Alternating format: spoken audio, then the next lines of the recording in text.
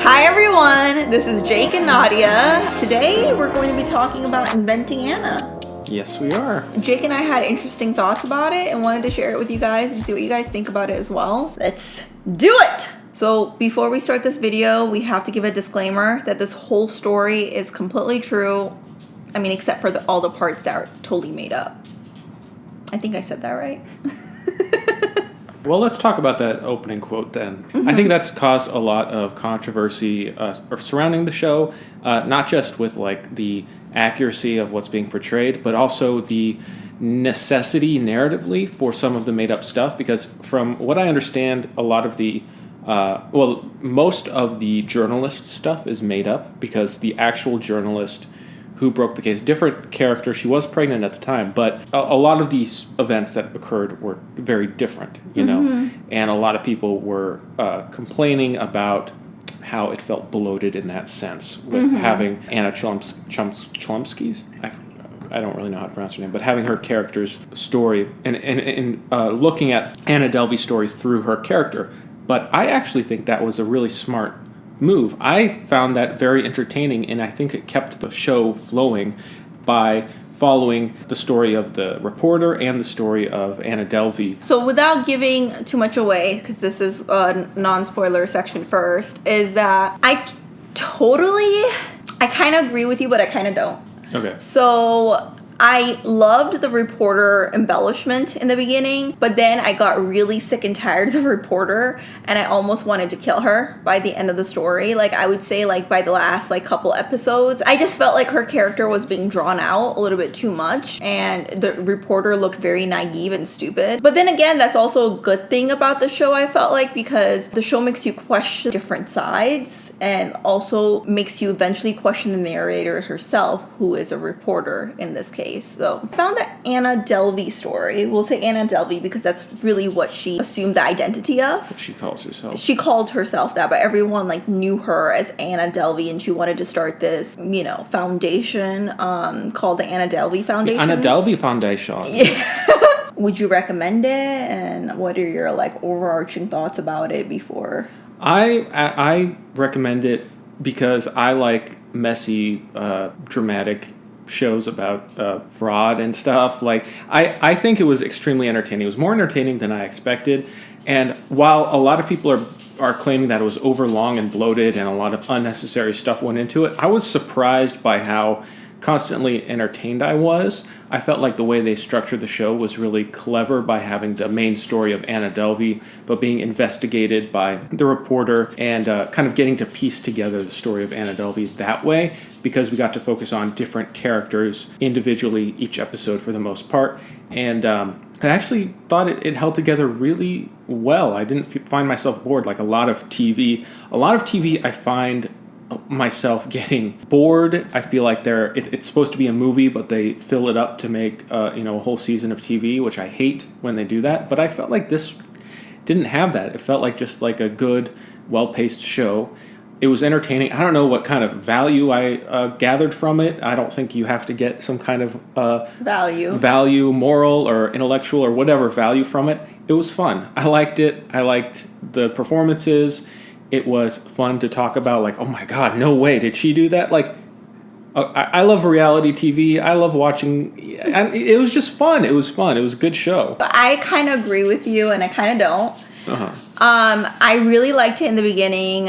Towards the 2/3 way into the series, I absolutely hated it, and I watched it purely because I wanted to finish it because I only had like a couple episodes left. The reason why is because the narrator I felt like was too convenient, and the story was drawn out in order to kind of embellish things more that didn't need to be embellished. I thought like it could have been an episode or two shorter. I do think the second to last episode I thought was once she had her baby, the reporter, because I thought that was a good like ticking time bomb, like everything has to be done before the baby arrives, and I thought once the baby arrived and then they went to Russia, I thought that episode was lacked a lot of the tension that the rest of the show had, because I think the pregnancy was a good device just to keep things moving. And I want to talk about that like Russia trip after, like, in the spoiler section, because I think like I have a lot to say about that. This is based on a true story with someone who's really taking advantage of other people and showing very narcissistic tendency of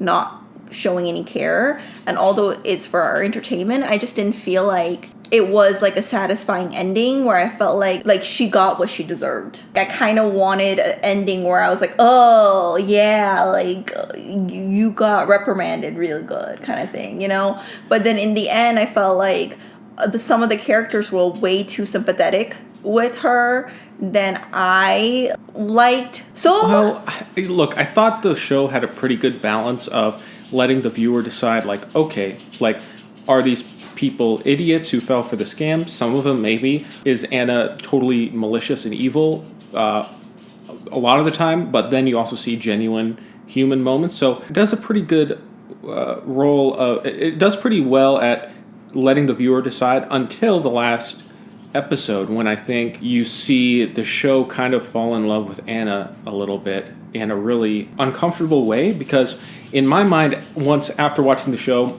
in my mind, and I went in kind of thinking like Anna Delvey, kind of like a folk hero who scammed all these rich people. After watching the show, I get the impression of, wow, she's just an absolute raging narcissist who has absolutely no care for anyone or anything. Doesn't matter if they're a big corporation or if they're her best friend, you know, she just will use people. It made me sad that the reporter and the lawyer were kind of like obsessed with her, and I just had this gross feeling at the end. The show was kind of like, well, this is, you know, she that's just the way she is. But then again, they go to her family, and the family, they're trying to like make it seem like she had this like dark history, which is why she's like that. So they were trying to investigate why she is the way she is. Well, we can talk about the ending later. What about you? Do you feel like it was worth the?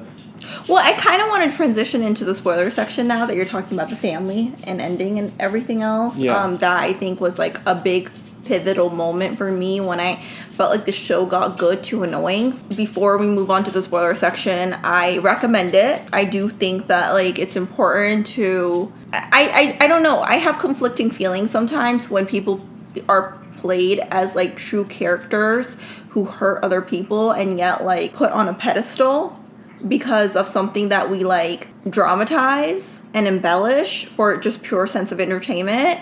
I have a hard time kind of like going with that narrative sometimes, even if it's a show and it's a fictionalized show based on a true story. I can't help but empathize with the real life victims for that. So I recommend it with a grain of salt, I guess I'll say. With that being said, let's move on to the spoiler section. It's confusing in some way because you don't really know what the show is trying to say. I don't know if they're really trying to say anything. I think the main theme, I guess, of the show is like men can get away with a lot of and wealthy men are getting away with the stuff Anna does all the time. I felt like it was making fun of that world, but also I felt like it was kind of like showing, although not fully, like white privilege in a lot of sense, because she was just able to like look a certain way. Like granted, she groomed herself and she bought like expensive, or stole rather, expensive clothes and jewelries and things like that and accessories. You know, there's a scene, for example, when she's completely broke.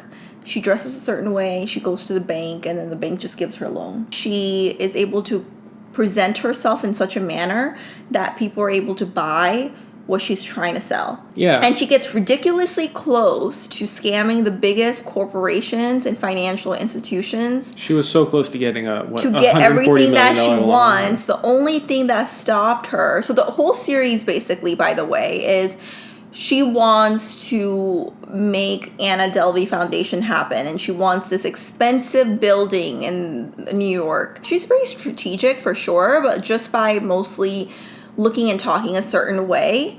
And I'm all down for her, scamming these massive corporations and all that. Like, that's all fun and exciting and everything. But then when she starts doing it to her friends who are just working normal jobs and... like Rachel is the like big... Rachel, yeah. But...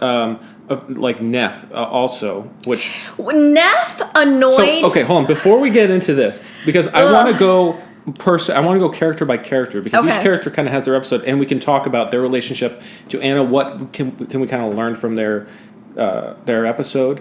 Okay, so let's start with probably the reporter. We talked about the reporter quite a bit. I didn't talk about reporter. Okay, so what do you want to say about her or about Vivian? So Vivian, the reporter, really annoyed me. So at first, I liked her for most of the series, to be honest. But it wasn't until the ending where she like blindly she stopped doing her research. She went to Russia and she accused Anna's father She's of stalking him. Really like crossing boundaries and accusing him of like, oh, he must be abusive and everything else and for then like she's getting buying mad at her. Anna clothes and helping the defense. Yeah, and it's like you're not like she didn't become like that unbiased reporter as like a lot of people expect like true reporters to be. It kind of more so sold into the story that like, okay, what is really a credible newspaper site, you know, because every journalist can be succumbed to biases. And she even had moments in the series where she recognized, like, I'm too close to this. But she kept going. Even in the courthouse, she'd buy her outfits and everything else. And it just triggered me, I guess, in this, like, society now that we're at where we don't really know what's true or not. We get a lot of misinformation. And I think it creates, like, a bigger conflict in itself. And maybe that's just my own, like, little trigger in the series. But that was very annoying to me that the reporter herself, like, I wish that she had walked off. And I wish that the series had ended with her, like, when she got pregnant. You know, you could have the ending as, like, yeah, Anna went to jail or whatever else. And I understand, like, the courthouse scene holds a lot of entertainment values, like when she's just basically being photographed. But I do also think there would have been maybe, I mean, we'll never know because it's not filmed that way, but some value in, like, it ending as the reporter finishes a story. You know, we kind of see through images or through various shots what happens with Anna. Well, what I think is frustrating about the show is that it doesn't really know what to think of Anna in the end.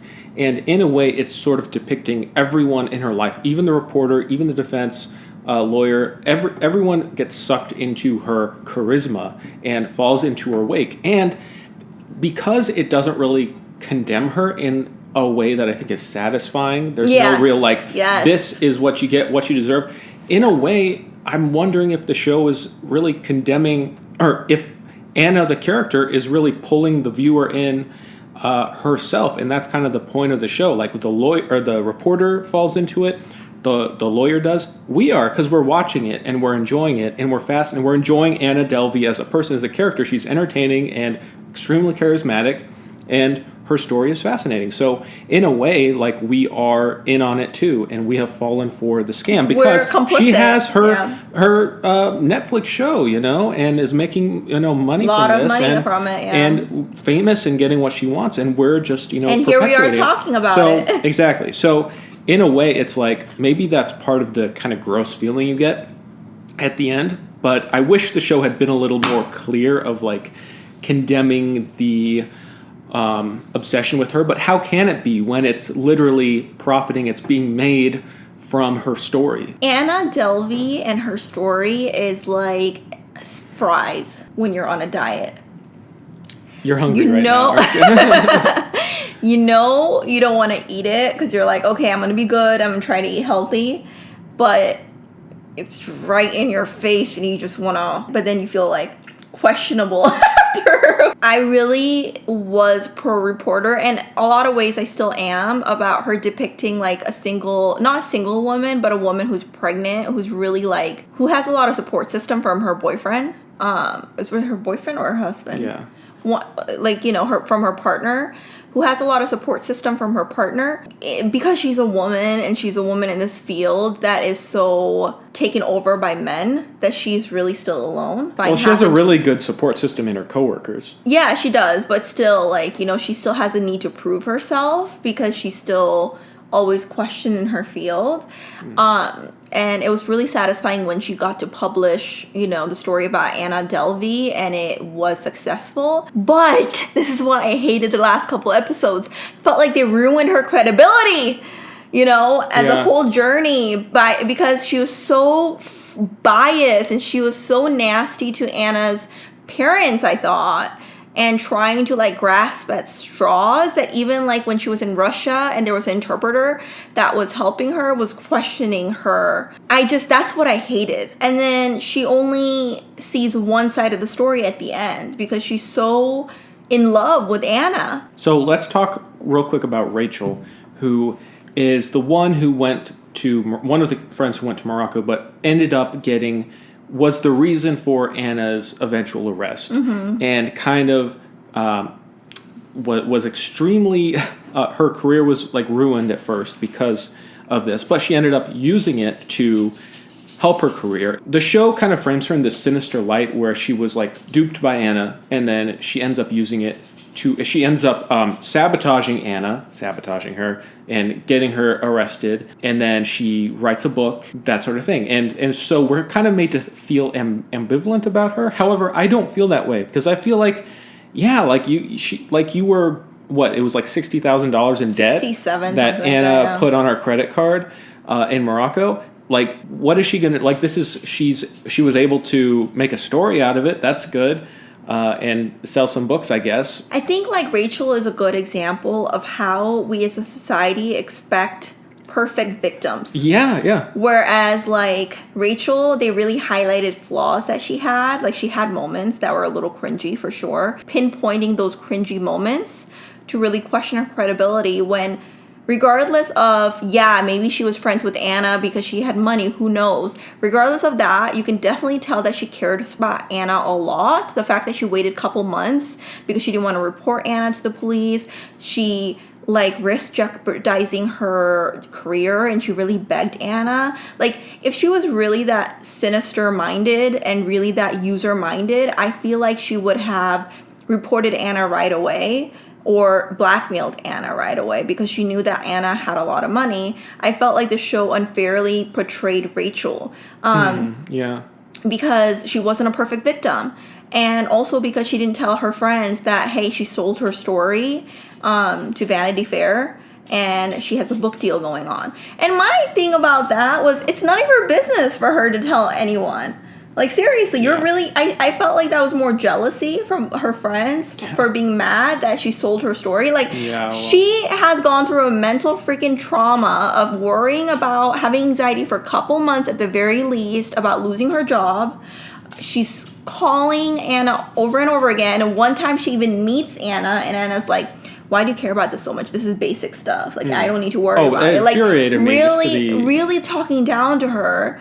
Yet, like, she's wrong for, like, trying to make something good for something bad. I just felt like it just infuriates me for her that people expected her to be such a perfect victim.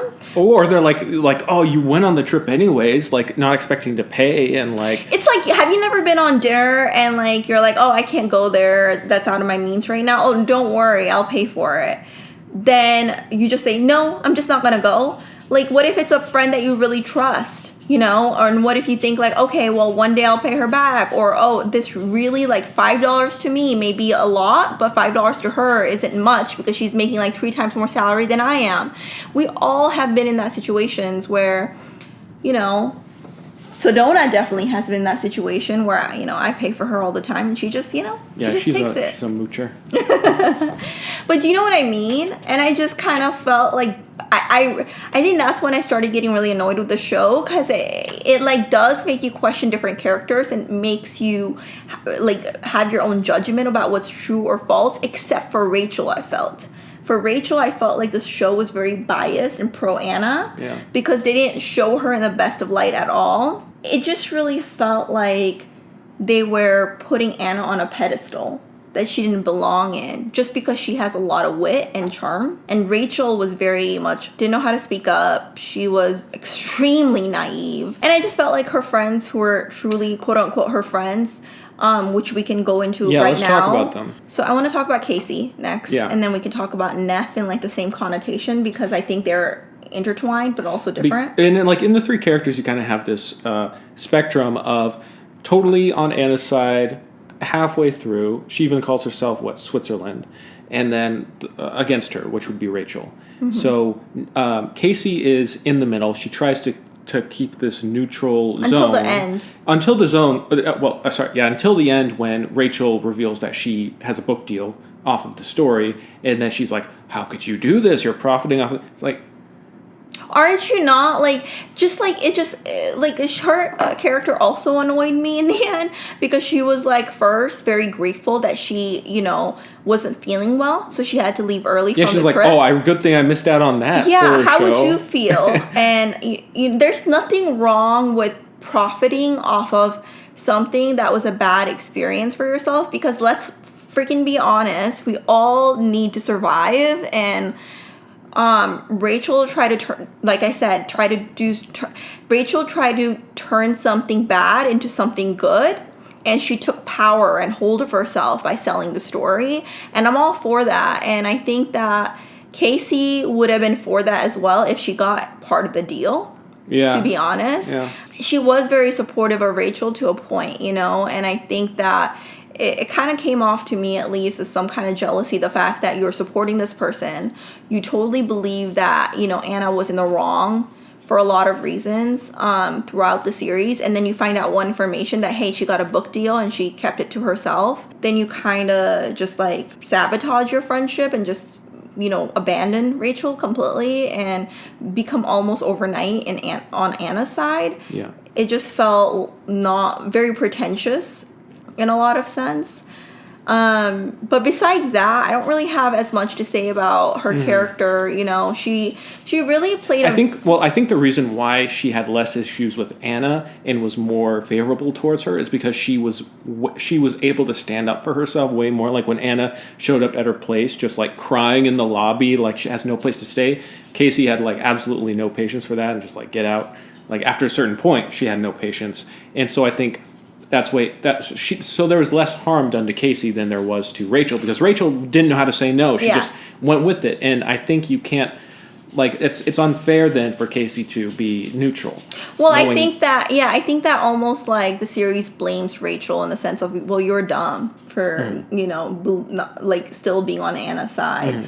So when Rachel calls the police on Anna and everything, whoa, how dare you stand up for yourself all of a sudden.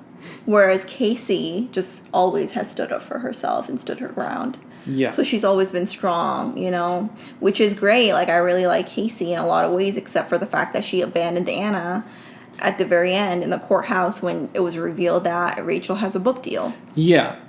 So do you want to talk about Neff then? So Neff is totally on Anna's side the whole time. No matter what, anything that happens or comes out, she's loyal to her friend.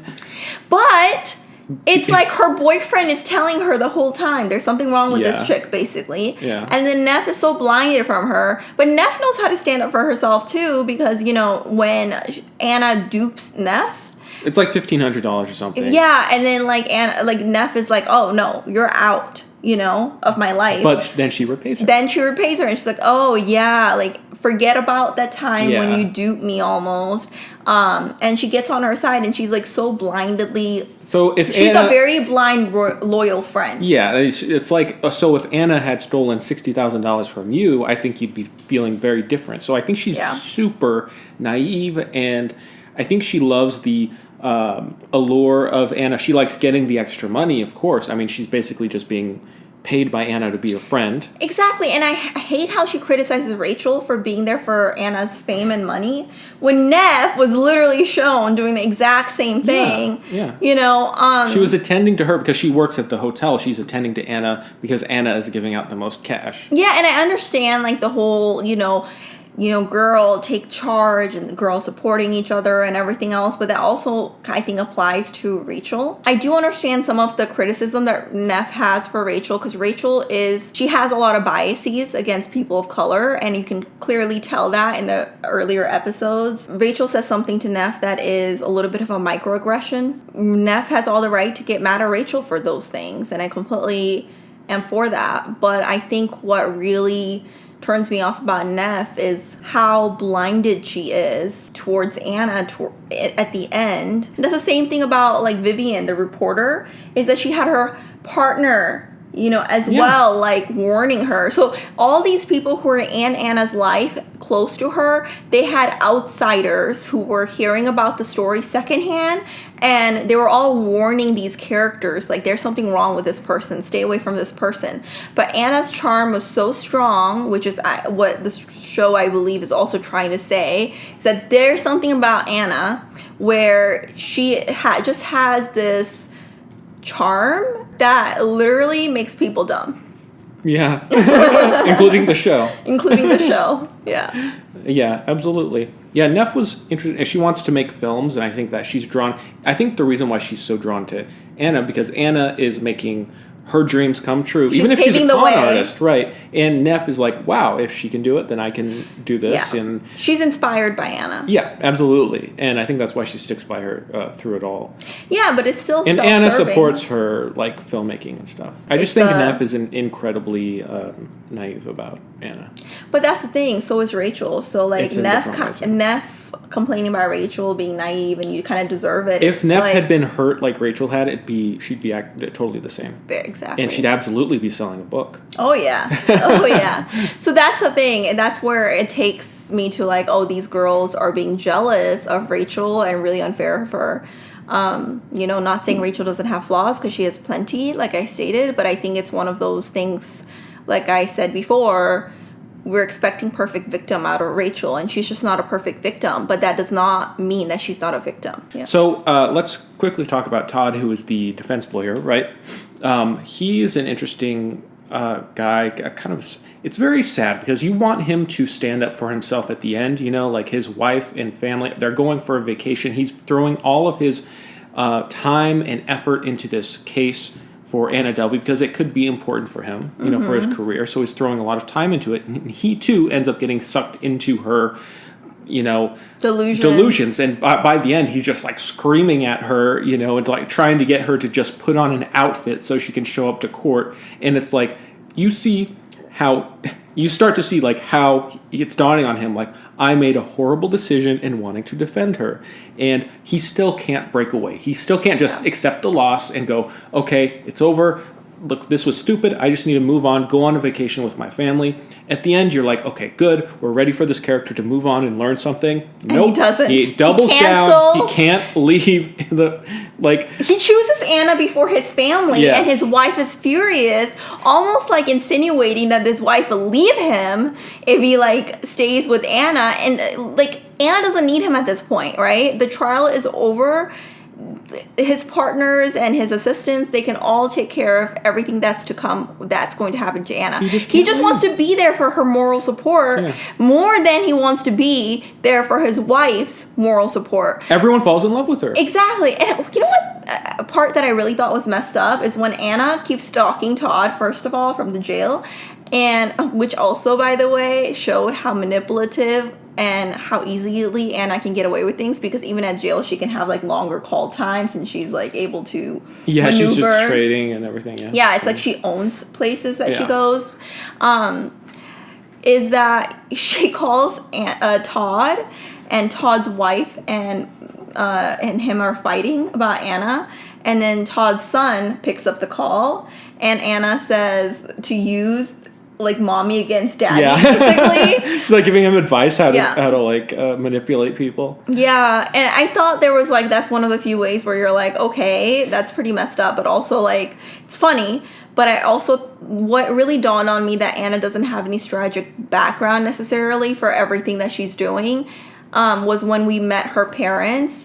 They weren't supporting her as much as you'd expect a parent to support, but also, like, she didn't have anything tragic really happen to her. It just seems like she was always making these mistakes, and it seemed like they didn't want to enable her anymore because they had tried their whole life. Seems like, and she was just ashamed of them. They themselves were victims of Anna, and they themselves, because they raised Anna and, bore Anna, were truly the only ones besides the partners of the lawyer and the journalist who really saw Anna for who she really was. You really can't do anything. She's just going to be that way her whole life. Yeah, and that's a crazy thing, and the guilt feeling that I have about Anna is that the best thing you can do is just stay away. Stay away, but also, like, you know, this is a real person, and I've seen, like, her 2020 interview.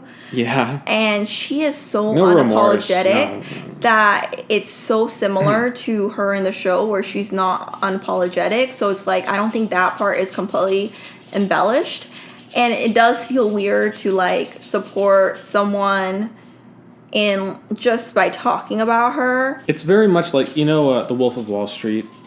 You know, like that's a movie that I have issues with because it's incredibly entertaining and taking the story of Jordan Belfort, and I think in a lot of ways glamorizes it. It a lot of people watch that movie and you know, endorse the characters in it when it's supposed to be critical of it, just because the character himself is so entertaining. And now we have Jordan Belfort, you know, enriching himself, you know, based on all of the horrible stuff that he's done.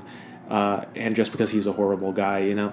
And I feel like it's a similar thing with Anna Delvey. These people can literally, even if they're caught, they're just going to find a new way to invent a new scheme because they're just that charismatic. They know how to manipulate people so well, and it makes you feel a little sick. I feel that way when I watch Wolf of Wall Street. Good movie, but, you know, you're watching it, go like, well, like, I mean, what is the end is just like, yeah, this horrible guy is just rich and enjoying life still while everyone else is participating in the enjoyment.